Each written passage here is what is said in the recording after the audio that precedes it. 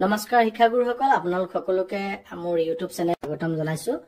আমি সকলো নিশ্চয় জ্ঞাত যে ইউনিফৰ্ম প্ৰকিউৰমেন্টৰ কাম বিদ্যালয় পৰ্যায়ত চলি আছে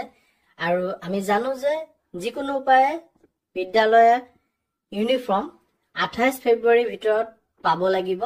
অৰ্থাৎ এই মাহৰ 28 তাৰিখৰ ভিতৰতে আমি ইউনিফৰ্ম বিদ্যালয়ত যোগান পাব লাগিব আৰু যি ভেন্ডৰছ আছে তেওঁলোকে যোগান ধৰিব লাগিব কিন্তু এই ক্ষেত্ৰত আজি 1 ফেব্ৰুৱাৰী তাৰিখে এক জৰুৰী নিৰ্দেশনা আহিছে আৰু নিৰ্দেশনাটিত স্কুল ইউনিফৰ্মৰ পুনৰ টেন্ডাৰৰ কথা উল্লেখ কৰিছে ৰিটেন্ডাৰ অফ স্কুল ইউনিফৰ্ম আৰু বিড জমা দিবলৈ 7 দিনৰ সময় দিয়াৰ কথা দিব পাৰি বুলি নিৰ্দেশনাটিত প্ৰকাশ পাইছে আহক আমি সম্পূৰ্ণ নিৰ্দেশনাটি চাও আপোনালোকে স্ক্ৰিনৰ নিৰ্দেশনাটি চাব পাই আছে যে মিছন ডাইৰেক্টৰ সমগ্ৰ শিক্ষা ফালৰ পৰা আহিছে আৰু প্ৰতিখন জিলাৰে ডিএমসি সকললৈ আহিছে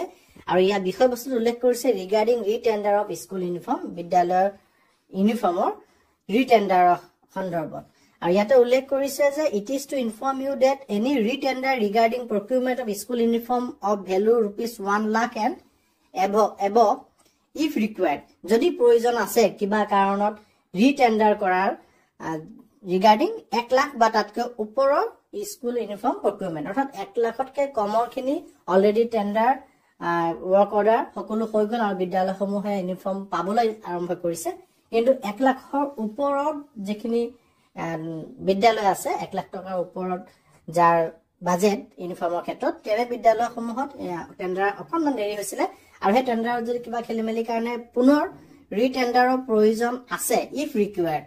the period for submission of retender may be given for 7 days period for submission of bids যে তেতিয়া হলে ৰিটেন্ডাৰ কৰিব লাগে আৰু 7 দিনৰ সময় দিব পাৰে বিড সাবমিশনৰ কাৰণে ভেন্ডৰ সকলক this has in approval of the secretary of the government of Assam department of school education dispur আৰু আমাৰ যি আসাম গভৰ্ণমেন্টৰ স্কুল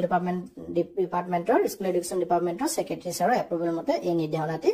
দিয়া হৈছে আৰু you are therefore requested to inform the schools accordingly গতিকে আপোনালোকক অনুৰোধ জনোৱা হয় যে আপোনালোকে এইদৰে বিদ্যালয়সমূহক জনাব লাগে যিবিলাক বিদ্যালয়ত 1 লাখতকৈ অধিক ইউনিফৰ্মৰ ধন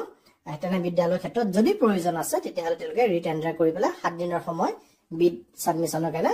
দিব পাৰে গতিকে এই কথাখিনি আপোনালোকক জনালো আৰু আপোনালোকে ইয়াত কিবা ডাউট থাকিলে বা কিবা বিশেষভাৱে জানিব হলে আপোনালোকে ব্লকৰ যি একাউন্টেন্ট আছে এলডি একাম একাউন্টেন্ট তেওঁলোকৰ লগত যোগাযোগ কৰি পেলাই